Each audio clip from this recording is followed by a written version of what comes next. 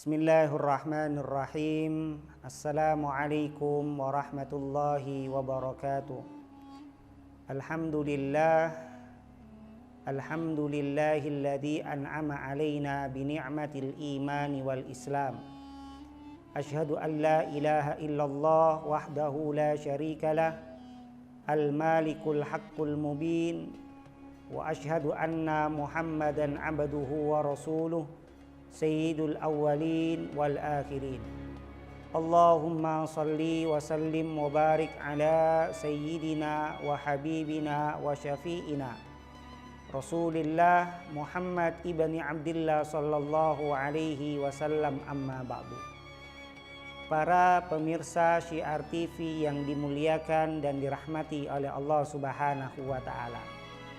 Mengawali pada pertemuan hari ini, kita awali dengan mengucapkan kalimat hamdalah sebagai salah satu bentuk rasa terima kasih kita kepada Allah, ataupun salah satu bentuk rasa syukur kita kepada Allah, yang mana hingga pada kesempatan hari ini Allah Subhanahu wa taala masih memberikan kepada kita iman, masih memberikan kepada kita kesehatan, masih memberikan kepada kita usia yang lebih.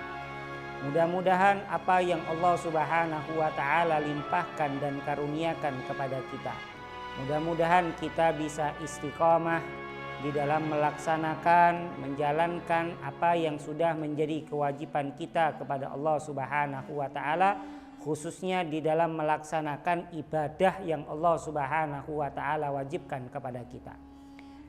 Kedua kalinya salawat serta salam tercurahkan atas junjungan Nabi besar kita Muhammad sallallahu alaihi wasallam, kepada keluarga beliau, sahabat beliau, pengikut beliau, dan khususnya kepada umatnya yang senantiasa bertakwa kepada Allah Subhanahu wa taala.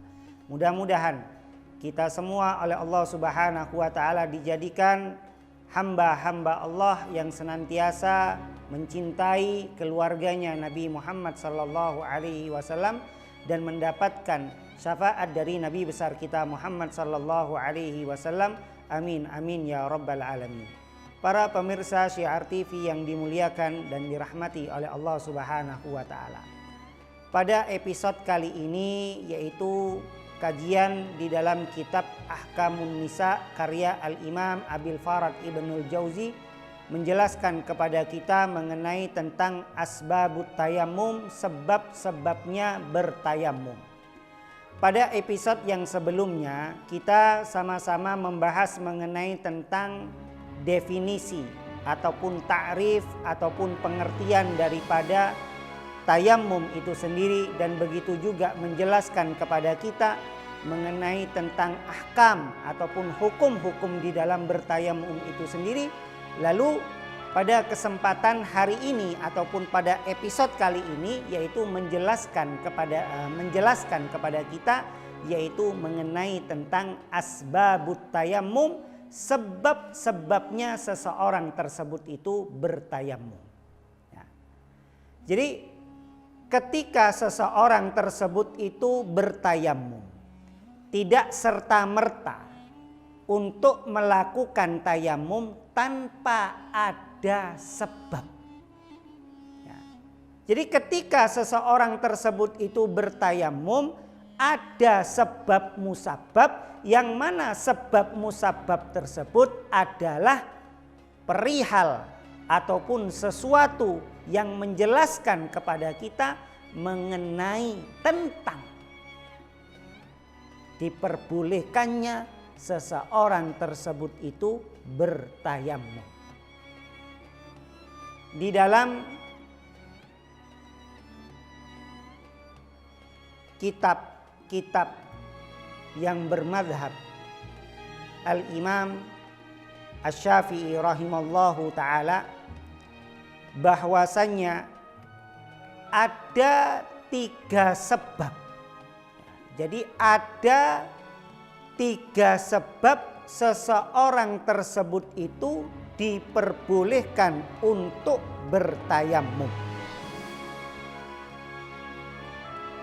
Apabila tidak ada sama sekali daripada 3 sebab tersebut,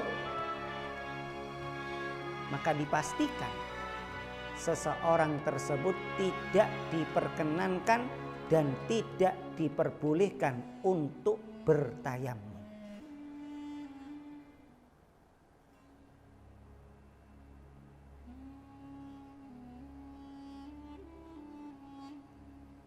Apa 3 sebab tersebut? Yang pertama adalah faqdul ma'i. Tidak adanya air. Tidak adanya air di sini adalah yang pertama, seseorang tersebut itu lemah dalam menggunakan air tersebut. Lemah dalam menggunakan air tersebut itu ada 2. Yang pertama itu dikarenakan memang tidak ada air sama sekali di tempat tersebut, di daerah tersebut, yang mana daerah tersebut yang kita tempati, yang kita tinggali.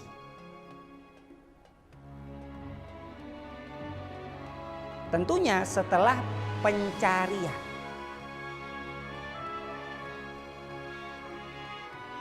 Maka orang yang semacam ini diperbolehkan seseorang tersebut itu untuk bertayamum dikarenakan apa? Dikarenakan faqdul ma'i hissiyan, tidak adanya air secara hissiyan.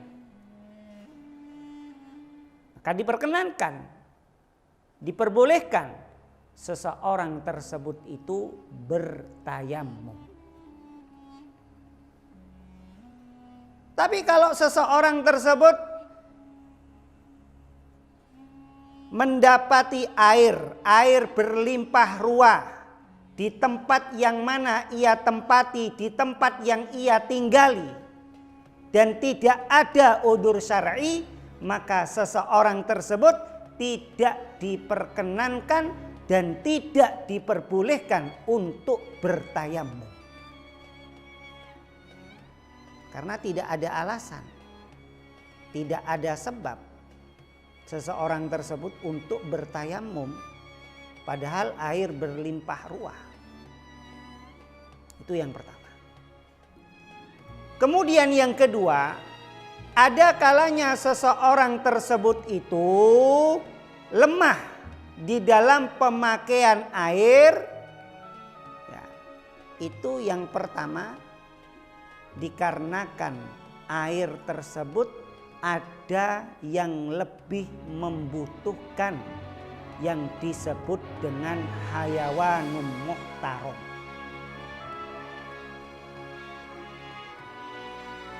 Ada sapi, ada kambing, ada sekelompok manusia yang kehausan, yang butuh terhadap air. Kemudian ada air yang mana air tersebut itu kalau dipakai oleh semuanya nggak cukup.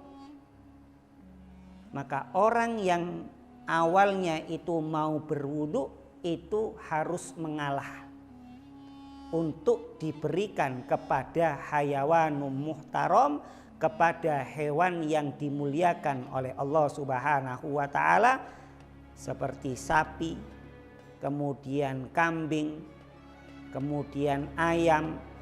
Bahkan manusia itu adalah termasuk daripada hayawan yang disebut dengan hayawanun natik, yaitu hewan yang mampu berbicara. Jadi maka seseorang tersebut diperbolehkan untuk bertayamum. Kenapa? Karena air tersebut ada yang lebih membutuhkan.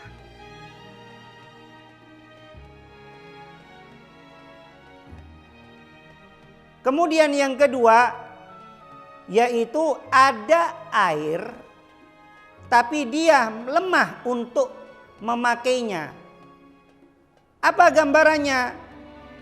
Gambarannya adalah tatkala seseorang tersebut berada dalam satu daerah, berada dalam satu tempat yang mana daerah dan tempat tersebut mengalami kekeringan. Di situ ada air, tapi harganya air itu mahal. Yang awalnya satu ember, satu timba itu harganya Rp500.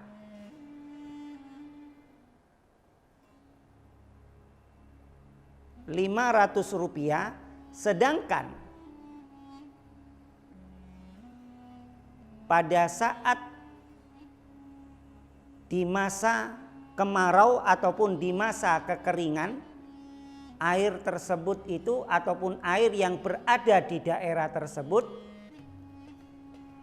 tempat yang ia tinggali ataupun tempat yang ia singgahi itu harganya mahal. Satu timba harganya 50.000. Dia nggak punya uang untuk membeli air tersebut. Karena apa? Banyak kebutuhan yang ia lakukan. Maka orang yang semacam itu diperbolehkan untuk bertayamum.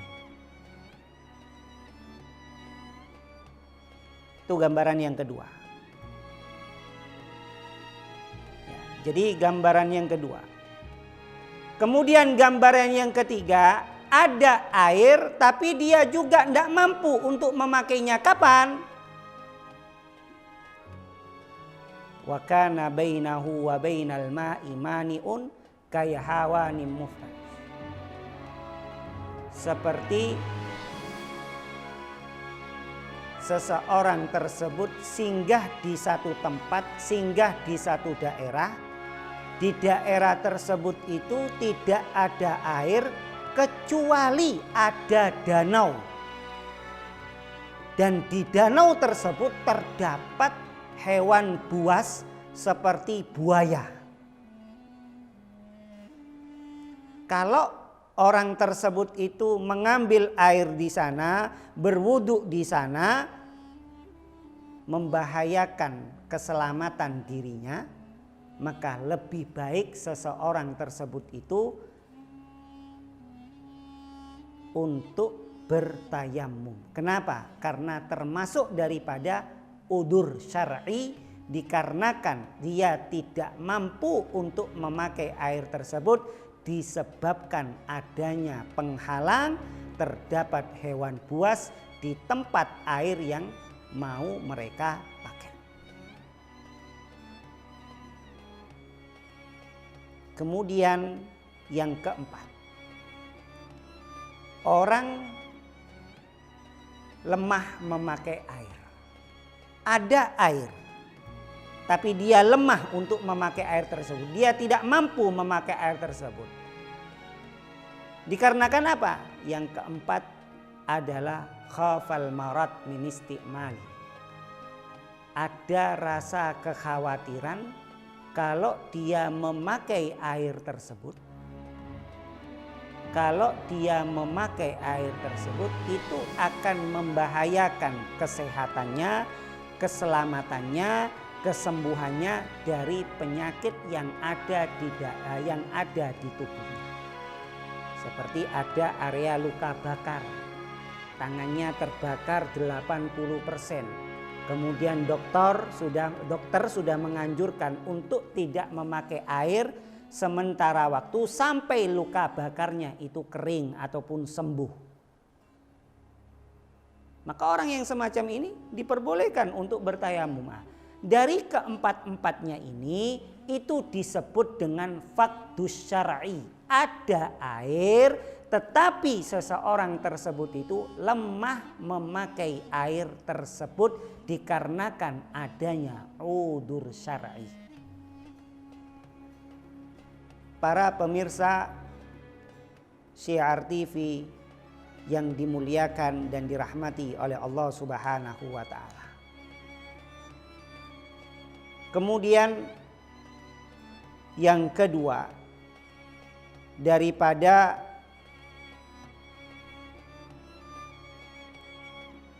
seseorang diperbolehkan untuk bertayamum adalah al-marad, orang yang dalam keadaan sakit. Orang yang dalam keadaan sakit di kalangan ulama Asy-Syafi'iyah itu ada 3 hukum di dalam pelaksanaan bertayamum.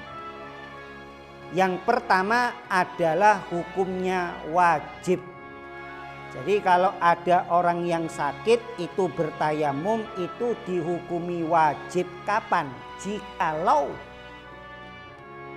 Jikalau sakitnya tersebut itu dapat menghilangkan nyawanya dan membahayakan dirinya.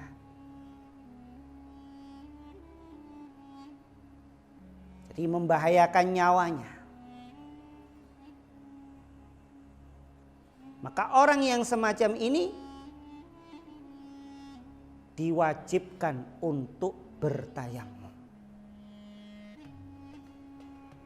Kemudian yang kedua, orang yang sakit itu bertayamum ada kalanya dihukumi mubah. Mubah itu ya boleh dilakukan, boleh enggak. Kalaupun dilakukan enggak ono efeke, enggak dapat pahala. Kemudian kalaupun ditinggalkan juga enggak mendapatkan dosa, enggak ada efek sama sekali, mubah. Gambarannya seperti apa? Orang yang sakit bertayamum itu dihukumi mubah adalah jikalau dia itu sakitnya memakai air ziyadatul marad, sakitnya itu semakin bertambah, atau aubud isifa, atau sakitnya itu proses penyembuhannya semakin lama. Di proses penyembuhannya itu semakin lama kalau memakai air. Maka orang yang semacam ini dihukumi mubah. Kemudian yang ketiga adalah hukumnya haram. Kapan diharamkan? Seseorang tersebut itu bertayamum pada saat sakit. Jadi wong loro, orang sakit bertayamum itu dihukumi haram. Jadi tidak semuanya orang yang sakit itu diperbolehkan bertayamum. Ada kalanya wajib, ada kalanya mubah, bahkan ada kalanya dihukumi haram. Gambarannya bagaimana? Gambarannya seperti apa?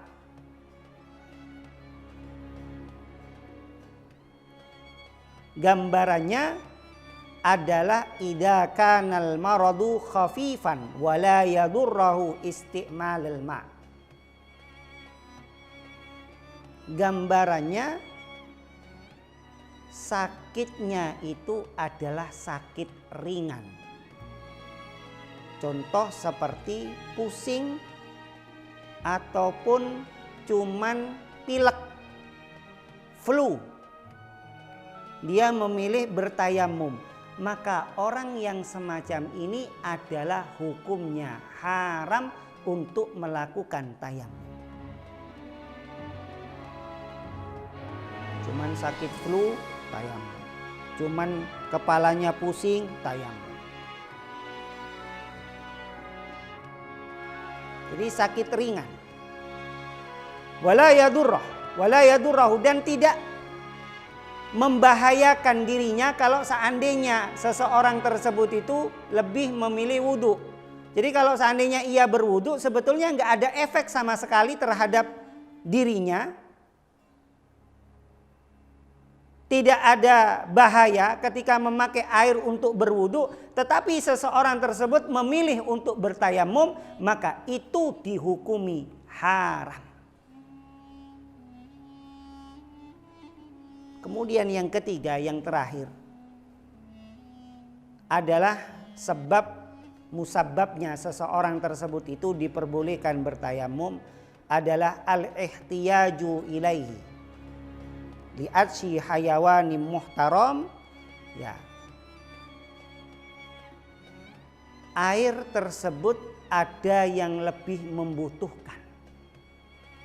Siapa? Hayawanum muhtaram. Hayawanum muhtaram di kalangan ulama Asy-Syafi'iyah, di kalangan ulama ahli fikih, yang dimaksud al-muhtaram adalah hewan yang diharamkan untuk dibunuh.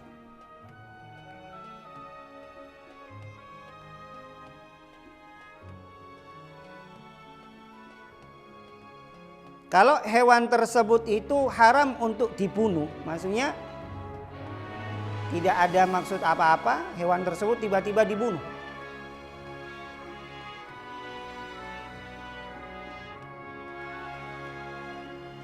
Maka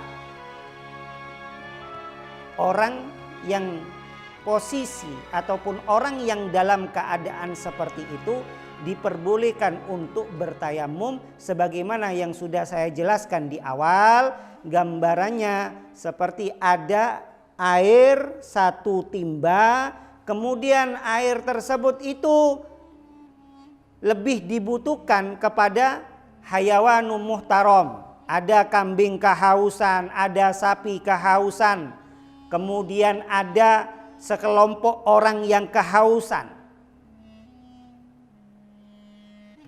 Dan orang-orang tersebut, manusia tersebut adalah orang-orang yang dimuliakan, yaitu orang-orang yang beragama Islam. Maka orang yang memiliki air tersebut itu lebih baik dia itu bertayamum, bahkan harus. Kalau menyebabkan hayawanum muhtaram itu meninggal dunia. Para pemirsa Syiar TV yang dimuliakan dan dirahmati oleh Allah Subhanahu wa taala. Lantas siapa sajakah hayawanun ghairu muhtaram, yaitu hewan-hewan yang selain tidak dimuliakan atau selain dimuliakan ataupun tidak dimuliakan. Yang pertama adalah tarikus shalah, orang yang meninggalkan sholat. Kalau ada orang yang kehausan tersebut adalah orang yang meninggalkan sholat, maka biarkan dia mati kehausan, gak dosa kita. Gak dosa, kenapa? Karena mereka bukan termasuk daripada hayawanum muhtaram. Wal murtad, dan begitu juga orang yang murtad, orang yang keluar dari agama Islam. Wazani muhson, tarotan minan nisa yawir rajuli, orang yang berzina muhson. Orang yang berzina muhson baik laki maupun perempuan. Siapa yang dimaksud orang yang berzina muhson? Adalah seseorang yang memiliki suami ataupun yang memiliki istri berzina dengan orang lain, itu dinamakan zina muhson. Kemudian yang keempat adalah kafir harbi. Jadi orang kafir harbi, orang kafir yang memusuhi orang Islam. Jadi kafir itu banyak macamnya. Ada kafir harbi, ada kafir dhimmi, ada kafir mu'ahad. Jadi di kalangan ulama Asy-Syafi'iyah, ya, di kalangan ulama fikih, di kalangan ulama ahli sunnah wal jamaah, Asy'ariyah wal Maturidiyah, ya, pengertian daripada kalimat kafir itu adalah bukan sesuatu yang kasar. Ya, bukan sesuatu yang kasar, bukan sesuatu yang bersifat radikal. Karena pengertian kafir itu sendiri adalah orang yang tidak beriman kepada Allah Subhanahu wa taala. Cuman yang dimusuhi, bahkan wajib untuk dimusuhi, adalah kafir harbi, adalah orang kafir, orang yang tidak beriman kepada Allah dan Rasulnya dengan memusuhi umat Islam, khususnya agama Islam. Kemudian yang kelima adalah al-kalbul akur. Kalbul akur itu adalah anjing hutan ataupun anjing liar. Jadi kalau anjing liar menyerang kita, ya, maka boleh kita membunuhnya. Ya, tapi kalau anjing tersebut adalah anjing penjaga rumah, ya, itu adalah termasuk daripada hayawanum muhtaram. Anjing itu wajib dimuliakan kalau anjing tersebut adalah bukan anjing liar. Ini menjelaskan kepada kita bahwasanya anjing itu sejatinya lebih mulia, anjing yang tidak liar ya. Anjing yang tidak liar itu sejatinya lebih dimuliakan daripada manusia yang kafir yang memusuhi umat Islam. Kemudian yang keenam adalah al-khinzir. Celeng ataupun babi hutan. Maka kalau kehausan tidak usah dikasih minum. Kalau seandainya mati kita nggak dosa. Kenapa? Karena itu adalah termasuk daripada hewan-hewan yang tidak dimuliakan. Para pemirsa Syiar TV yang dimuliakan dan dirahmati oleh Allah, demikian kajian kitab Ahkamun Nisa dalam bab asbabut tayammum, sebab-sebabnya seseorang tersebut itu diperbolehkan untuk bertayamum. Mudah-mudahan kita oleh Allah Subhanahu wa taala diberikan ilmu yang manfaat, ilmu yang barokah, dan mudah-mudahan kita meninggal dalam keadaan husnul khatimah. Amin amin ya rabbal alamin. Kurang lebihnya kami minta maaf. Wabillahi taufiq wal hidayah. Assalamualaikum warahmatullahi wabarakatuh.